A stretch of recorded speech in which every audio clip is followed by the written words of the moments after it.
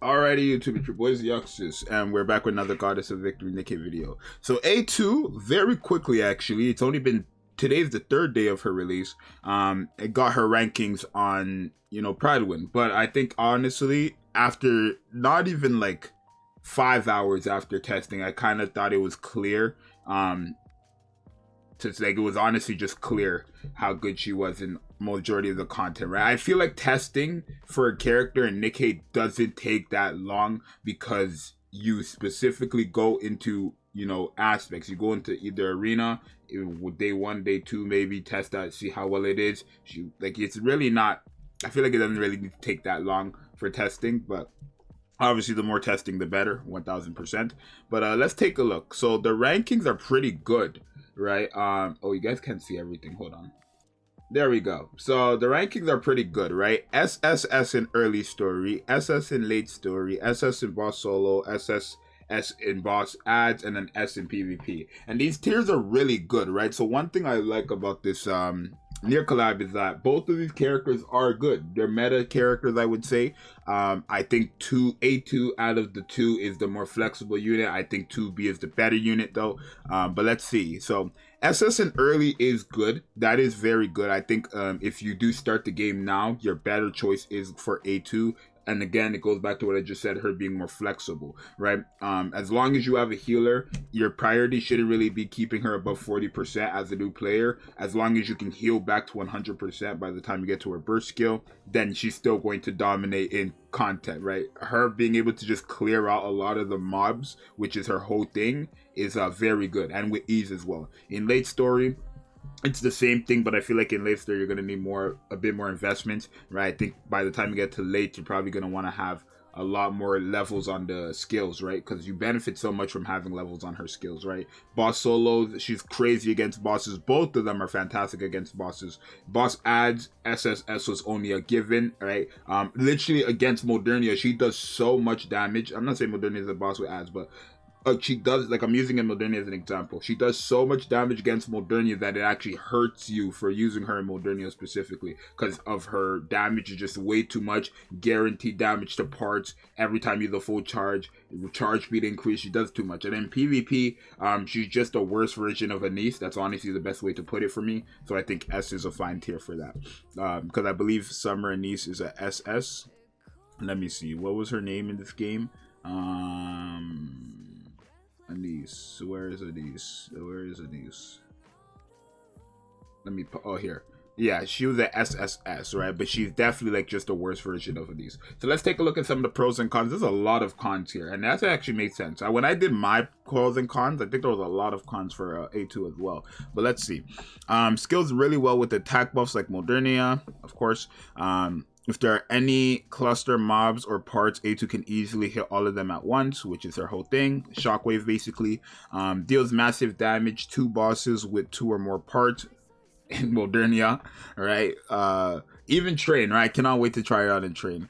Satisfying to use in campaign stages because she literally just deletes, especially those stages that have like, those stages where you have to like stop the mobs from going like past the wall or you have to remove them from the box. She's perfect there, trust me.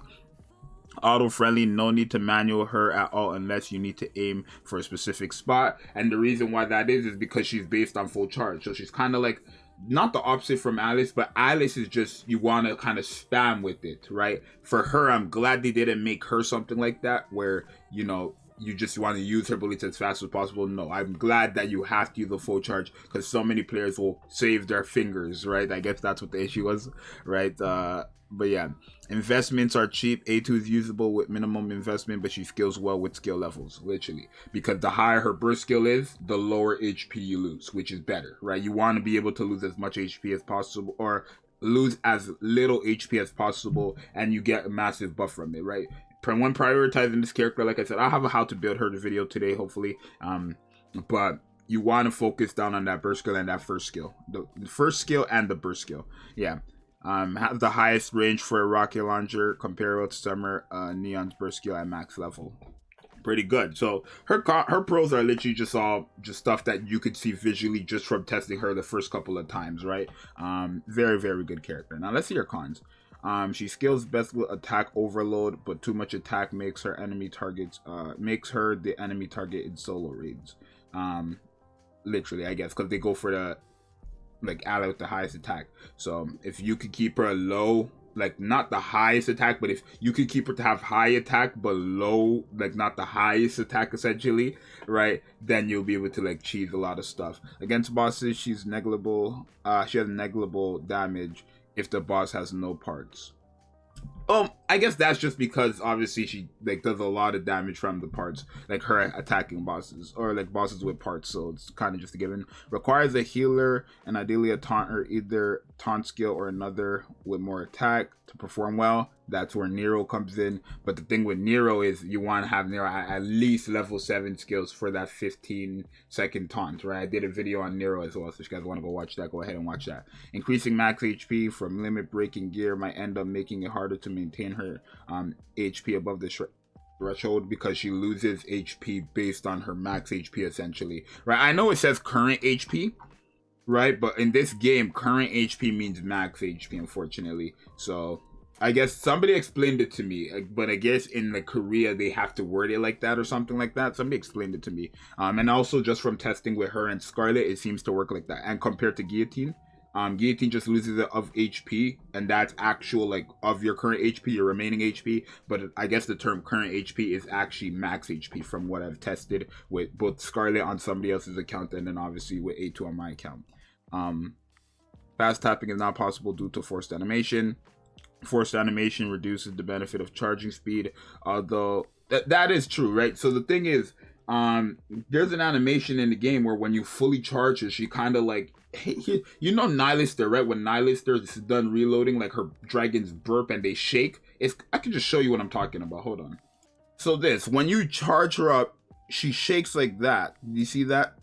And then look, this right here is the forced animation too, right? Where she like kind of like her animation. You see that? So she like bends the sword first and then attacks. Rather than just attacking, she bends first and then attacks. So that's what they were talking about there. Forced animation reduces the benefit of charge speed, although it says she has 1 charge speed. Her actual attack rate is much lower with mode B. In mode B, animation duration is halved. Skill 1 is tied to using her burst skill and it's not permanent, so you need to burst with her regularly despite mode B being active. Literally, right? So that's what like somebody asked me once live actually yesterday. They asked, what if you just use her burst skill as like, so you have 3 burst 3 units and then you use her burst skill first and then you just keep her in that mode forever and never use her again. The problem is you're losing big damage because you have to use her burst skill. If this said this happened anytime you enter a full charge, like literally like Alice's, then she would be broken, like godly broken, because that'd be way too much, right? But because you have to use her burst skill, she's forced to be that second burst 3 option essentially, because you want to use her burst skill and her first skill. And then a limited unit. Well, this is it is a con, but this doesn't like hurt. I don't feel like that hurts a character, right? Them being limited, pilgrim, whatever it is, I don't feel like that ever hurts a character. You just can't get them after their time is here. And you have a whole month, though. Hey, NIER collab. Players, go get your own copy. But remember, anniversary, they already started their anniversary stuff with yesterday's survey. Don't go overboard. But yeah, I think all their pros and like who, bro, Pridewin, who does this, bro? Could we give them a raise? Could we clap for them? Cause like in the comments of this video, could we put W Pridewin? Because whoever is going through these knows what they're doing clearly, right? They like their pros and cons are like the simple pros and cons that like are just so easy to see as well, and I'm glad that they catch it all.